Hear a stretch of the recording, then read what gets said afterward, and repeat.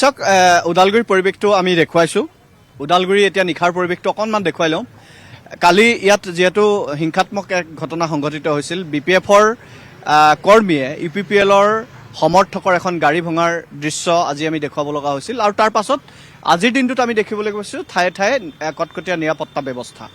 আৰু এই পৰিৱেশসমূহ দেখি এটা কথা অনুমান কৰিব পাৰি বা ধাৰণা কৰিব পাৰি, ক'ৰবাত নহয় ক'ৰবাত কিন্তু ৰিহন দৈমাৰীয়ে ভয় খাইছে।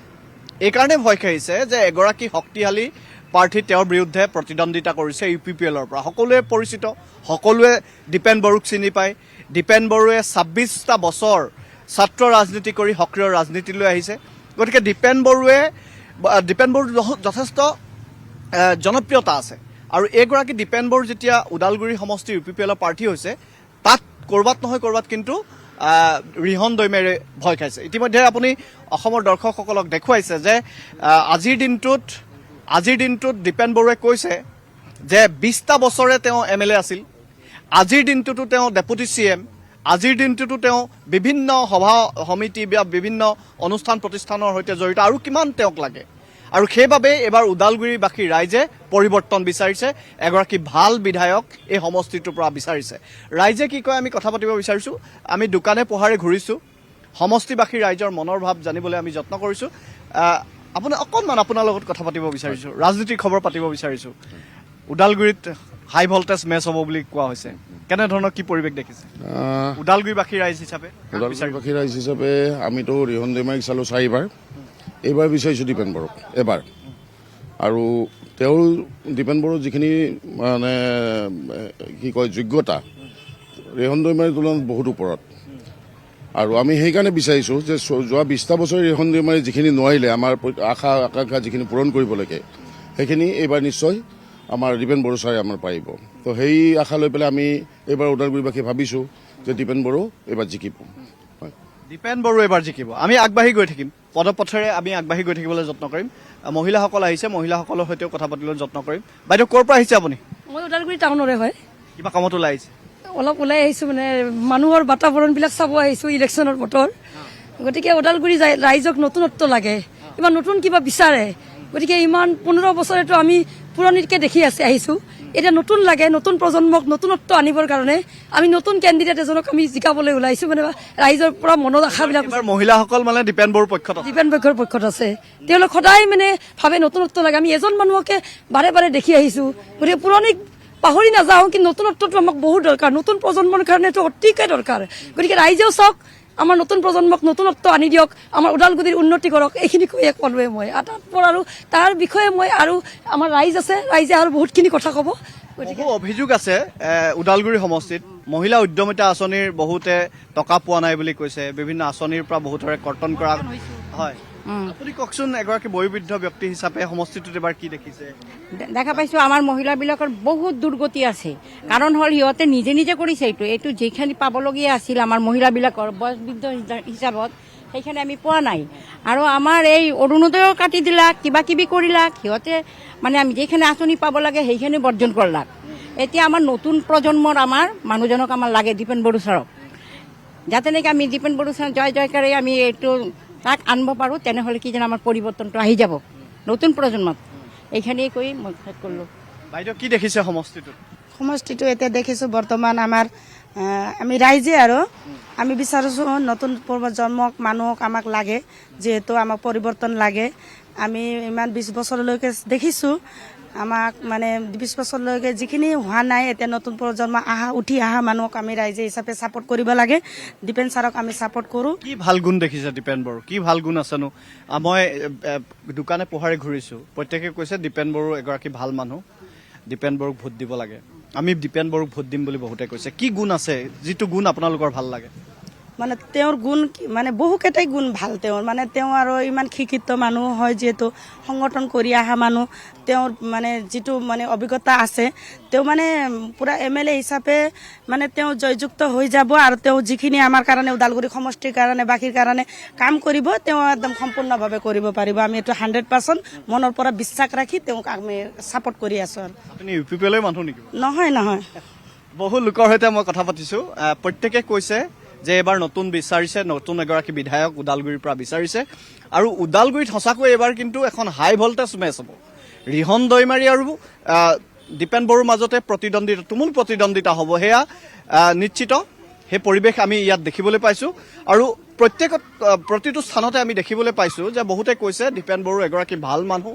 দীপেন বড়ো ছাত্ৰ ৰাজনীতিৰ পৰা হৈ বহু কথা জানে, বড়োভূমিৰ বহু কথা তেওঁ নখ দৰ্পণত। গতিকে এনে এগৰাকী নেতা আমি বিধানসভালৈ যদি নিৰ্বাচিত কৰিব পাৰোঁ, আমাৰ লাভ হ'ব, ওদালগুৰিবাসীৰ ৰাইজৰ ভাল হ'ব।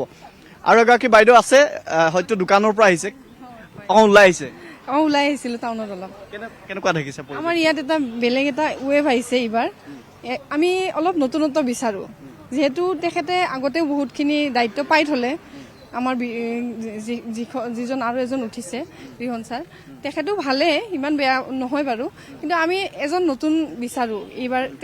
দীপেন বড়ো ছাৰক আমি ছাপোৰ্ট কৰোঁ যে মই মহিলা হিচাপেও, আৰু ইউথখিনিও আমি যিটো দেখা পাইছোঁ তেখেতৰ চকুত এটা বিশ্বাস, মানুহে মানে এটা বিশ্বাস, আত্মীয়তা পাইছে। তেখেতে মানে মিছা কথা যিখিনি প্ৰতিশ্ৰুতি দি আছে আমি দেখি আছোঁ নিউজত, বাতৰিবিলাকত, মেল মিটিংবিলাক চাই আছোঁ, আমি টিভিটো দেখি আছোঁ।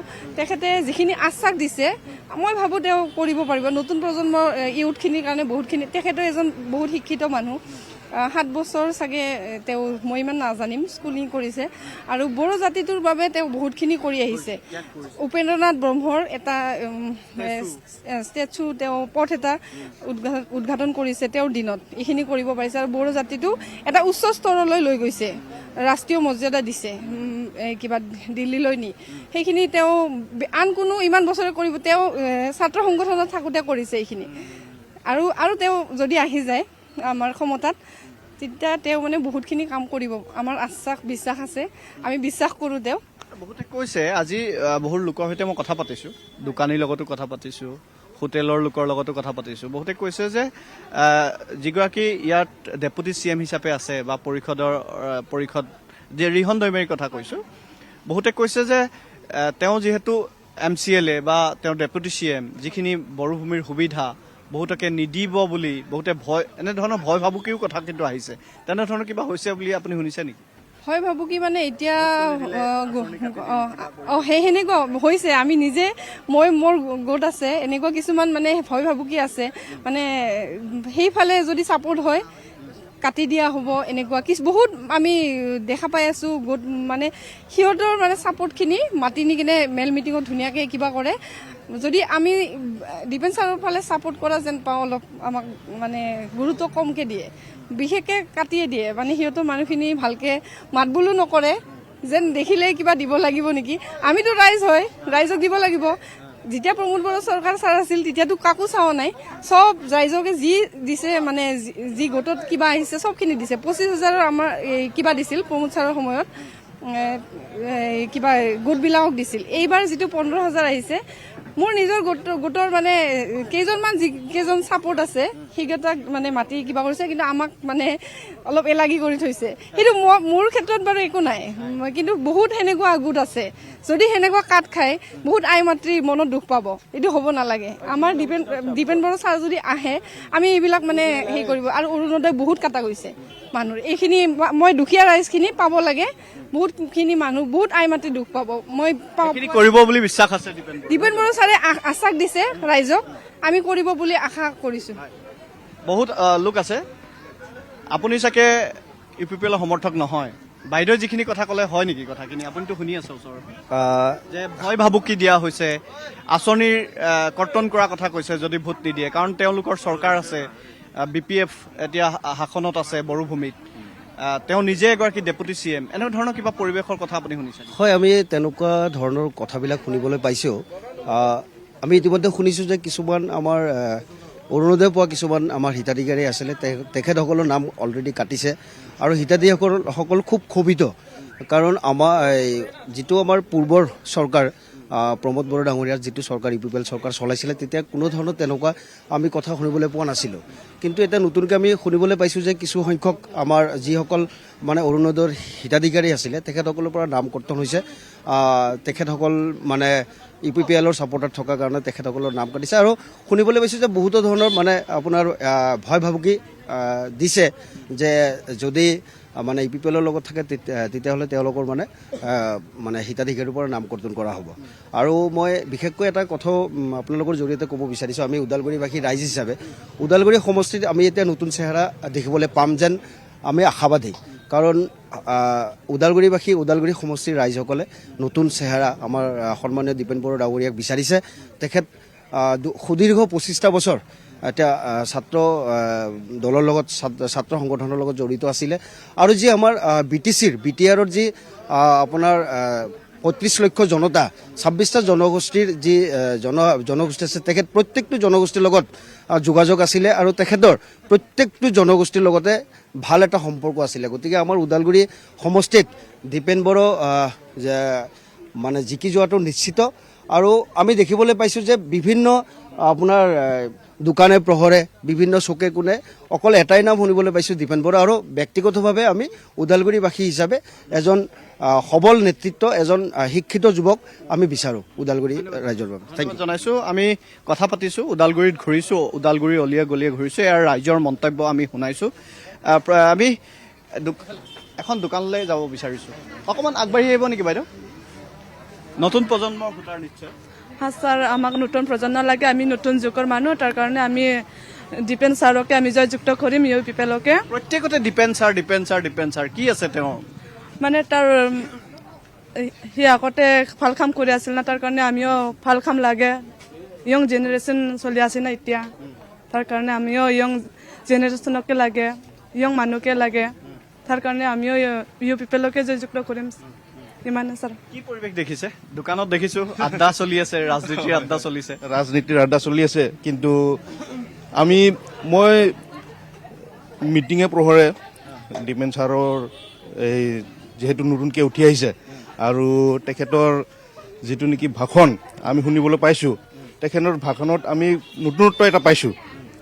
আৰু সেই নতুনত্ব হিচাপে আমি ভাবিছোঁ তেখেতক এটা ছাপৰ্ট কৰিম বুলি পেলাই ভাবিছোঁ। আৰু যিহেতু আমি এই আগৰ যিখিনি 20টা বছৰ ৰিহন দৈমাৰী ছাৰে কিবা কৰিলে, ইয়াত শাসন কৰিলে, সেই শাসনত আমি ওদালগুৰিৰ উন্নয়ন হোৱাটো খুব বেছি উন্নয়ন হোৱা বুলি পেলাই আমি এতিয়া যদি কওঁ ওদালগুৰি আৰু কি সমস্যা আছে, যিটো সমস্যা নতুন বিধায়কগৰাকীয়ে দূৰ কৰিব পাৰিব? ওদালগুৰিত সমস্যা আছে, বহুত আছে। ইয়াতে অভাৰব্ৰিজৰ সমস্যা আছে আৰু পানী যোগানৰ তেনেকৈ সমস্যা আছে। আমি দেখিবলৈ পাইছোঁ বিগত যিটো নেকি কালত ৰিহন দৈমাৰী তেখেতে ছাৰে কিবা আছিল, পানী কিবা মন্ত্ৰী আছিল, আৰু এই আমাৰ ওচৰতে তেখেতে এটোপাল পানীও খুৱাব নোৱাৰিলে। আৰু সেইবিলাক কাৰণে বিভিন্ন সমস্যা, তাৰ মাজতে এইটো আৰু সেইখিনিয়ে। ৰাইজ অসন্তুষ্ট হৈছে, ৰিহন দৈমাৰীৰ প্ৰতি ৰাইজ অসন্তুষ্ট হৈছে। কথা বতৰাবোৰ নিশ্চিতভাৱে দৰ্শকসকলে শুনিছে। প্ৰত্যেকে একেটা কথাই কৈছে, নতুন এখন মুখ লাগে, নতুন এজন বিধায়ক লাগে, সবল এগৰাকী বিধায়ক লাগে। আৰু সেইগৰাকী বিধায়ক দীপেন বড়ো হোৱাটো এইকাৰণে বিচাৰিছে যে দীপেন বড়োৱে বড়োভূমিৰ বহু কথা নখ দৰ্পণত, তেওঁ ছাত্ৰ ৰাজনীতি, মই আগতে উল্লেখ কৰিছোঁ যে 25টা বছৰ ছাত্ৰ ৰাজনীতিৰ লগত থকা এগৰাকী সক্ৰিয় নেতা। তেওঁ অকল এইটো সমষ্টি বুলিয়ে নহয়, বড়োভূমিৰ 15টা সমষ্টিৰ কথা ভালকৈ জানে, 15টা সমষ্টিৰ সমস্যাৰ কথা জানে, বড়ো অনাবড়ো লোকসকলৰ সমস্যাৰ কথা জানে, বড়োভূমিত বসবাস কৰা জাতি জনগোষ্ঠীৰ কথা তেওঁ ভালকৈ জানে। গতিকে এগৰাকী সুদক্ষ নেতা, এগৰাকী সৎ নেতা, আৰু এনেধৰণৰ এগৰাকী নেতা এইবাৰ ওদালগুৰিবাসীৰ ৰাইজে বিচাৰিছে। আৰু কথা বতৰাবোৰ তেনেধৰণৰ এক পৰিৱেশ আমি দেখিবলৈ পাইছোঁ।